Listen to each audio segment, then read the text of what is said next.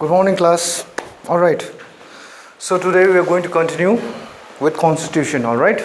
So in your previous class, we had discussed right to equality under Article 14. Now today we are going to start with Article 15. What does Article 15 of our Constitution says? All right. So before we start, let us try to revise our previous chapter. So basically, we are dealing with Constitution of a country, and under Constitution of country, our fundamental rights which has been guaranteed and protected by the Constitution of India. All right. So we had discussed what do we understand by right to equality under Article 14.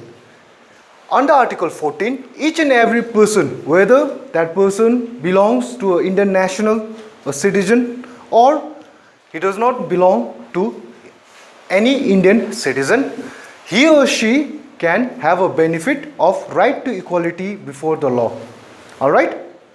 Now today we are going to start with Article 15, which is no discrimination on grounds of religion, race, caste, etc.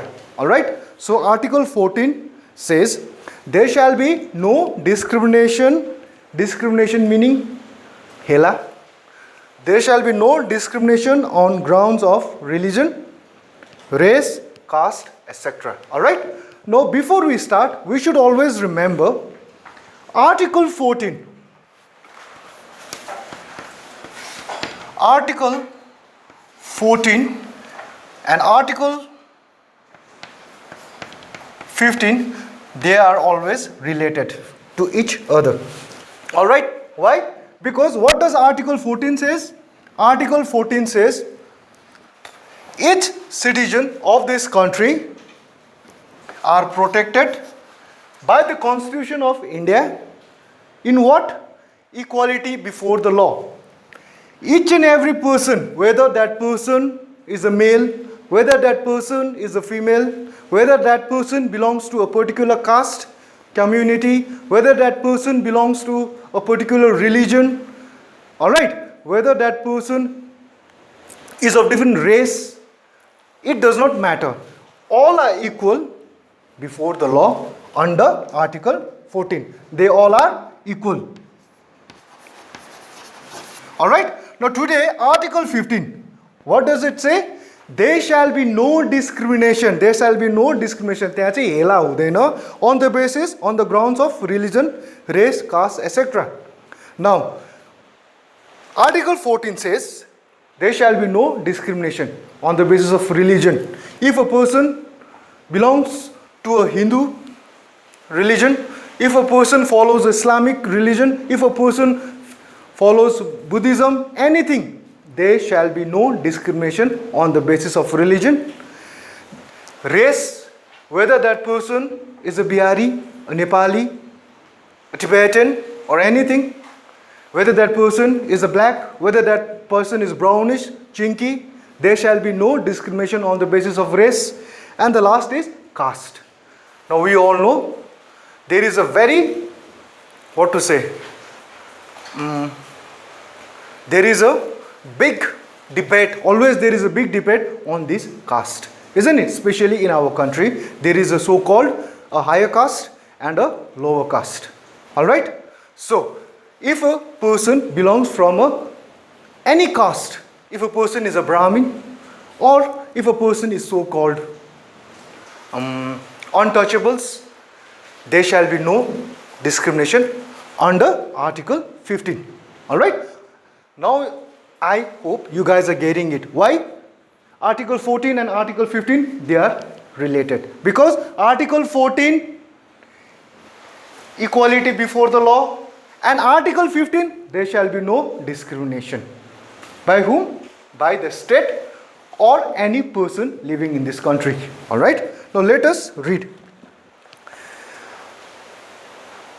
The guarantee under Article 15 is available to citizens only, and not to every person, whether citizen or non-citizen, as under Article 14. Now, the guarantee which has been given to us by the Constitution of India under Article 14 has been protected to only to the citizen of this country. Alright? And not to non-citizens. Those who are from outside our country, this right has been excluded to them. But whereas Article 14, whether that person belongs to anyone, belongs from any country, then he or she, that person will always have a benefit of right to equality before the law, whether that person is from any country. If that person is in India, then that person will be protected under Article 14, but not under Article 15. This is what it is trying to tell us. The first clause of Article 15 directs the state not to discriminate against a citizen on grounds only of religion, race, caste, sex, or place of birth, or any of them. So, the first clause, clause number 1, it directs the state. Now, I have already said state over here means a country. It directs a country or a state not to discriminate against any of its citizens on the basis of caste, religion, race, alright, sex, or place of birth, or any of them. Now, we all know what does a place of birth means, isn't it? If a person from a northeast India, alright, goes to Delhi, now that person who has gone to Delhi, who has migrated to Delhi from northeast, he or she can't be discriminated on the basis of race, or his color, isn't it? Just because he is a Chinky, he or she can't be discriminated by any of Indian citizens to the person who belongs from northeast when he goes to Delhi, just because he or she was born and brought up somewhere northeast part of our country. This is what we are trying to, the constitution is trying to tell us. Now, it is very important, and plus it is very useful to know our fundamental rights as a citizen of this country. It's not that tomorrow you guys are going to take law as a profession.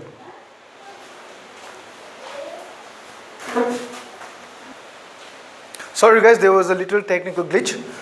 Anyways, I was telling you, to know our fundamental rights is very important. And the reason is, it gives us information, it gives us protection against any evil activities or any evil activities done by the society against us or against a citizen, isn't it?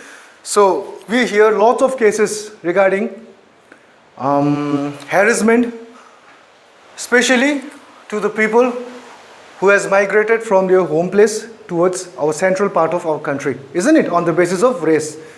Like we are called Chinese, we are called Chinkies, Momos and all. So they don't have, people who call us all this kind of names, they don't have any rights. And our rights, that we shall not be discriminated on the basis of race, has been protected by the constitution of our country under Article 15. Alright?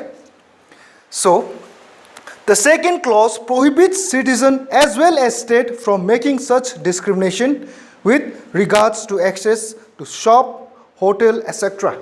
Alright? So the second clause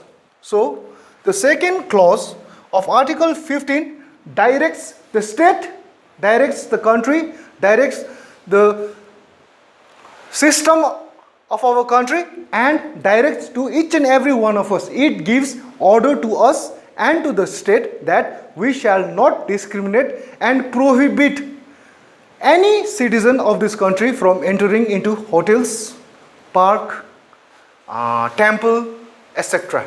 on the basis of caste, race, alright, or place of birth.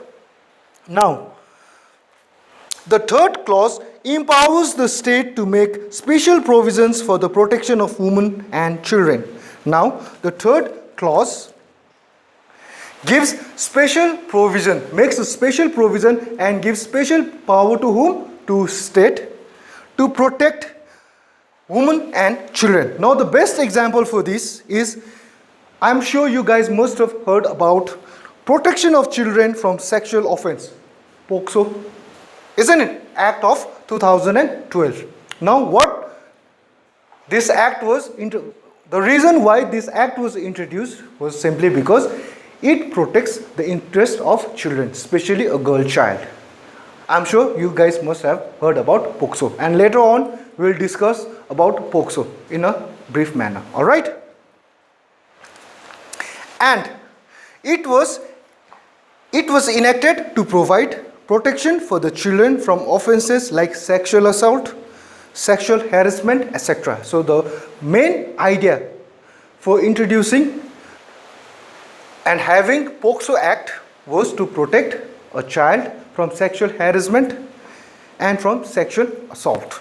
Now the second one, it gives power to the state to make special provisions to protect. First is children, and the second one is sexual women, isn't it? So another one is women. Protection of Women from Domestic Violence Act 2005. Now the second one is Protection of Women from Domestic Violence Act 2005. Alright. Now this act was introduced, this act was enacted specially to protect to whom? To women from being assaulted at their home, domestic violence. Alright, so these are the two acts which has been enacted by the state under Article 15 of the Constitution of our country. Now, the fourth clause, which enables the state to make special provisions for the protection of the interest of backward class citizens of the country. Now, the fourth clause is for whom? For people, for the community who belongs from the backward class of our society. Alright? The fourth clause, which enables the state, which gives power to whom? To the state, to make special provisions for the protection of the interest of backward classes, citizens of the country. Now, who are backward class people? Scheduled tribe, scheduled caste, isn't it? So these classes have been categorized as a backward class, isn't it? Now the reason is simple. Our ancestors, they had badly discriminated against these two sections of our society. Now, in order to protect them, their interest, special provisions can be made by the state to protect their interest and to give them some provisions. All right? Is that clear? Now, for example, there are some places which has been protected by the government. For example, Andaman and Nicobar Island, there is a tribe, isn't it? There is a tribe, they belong from a backward class society. Now, those people living out there has been protected by the government of India under the Constitution, under Article 15, so that their interest, their culture, their heritage will remain intact. Similarly, in our neighboring state, Sikkim also, if you travel to north, the government of Sikkim and the government of India has protected Lepcha communities and Lachungpas out there, who are the indigenous people of Sikkim. They have protected their heritage, their culture. Alright, this is because, why? This is because Article 15 gives us those rights. It protects these two community, scheduled tribe and scheduled caste, from being harassed by other class of our society. Alright, so this is all for the day. Now, day after tomorrow, we are going to start with Article 16. Alright, so before I end up, let me wrap in a very short manner. We have completed Article 14. Today we have done Article 15. Article 14 and Article 15, they are interconnected. Why? Because Article 14 gives us equality before the law, and Article 15 gives us rights, and there shall be no discrimination on the basis of caste, color, religion, place of birth, etc. Alright, so both are interrelated, but always remember Article 14, it gives protection to the citizens and non-citizens of our country. But Article 15, it protects only to its citizens. Alright, so this much for the day. And if you don't understand anything, you can always call me. You can always WhatsApp me. Alright, thank you.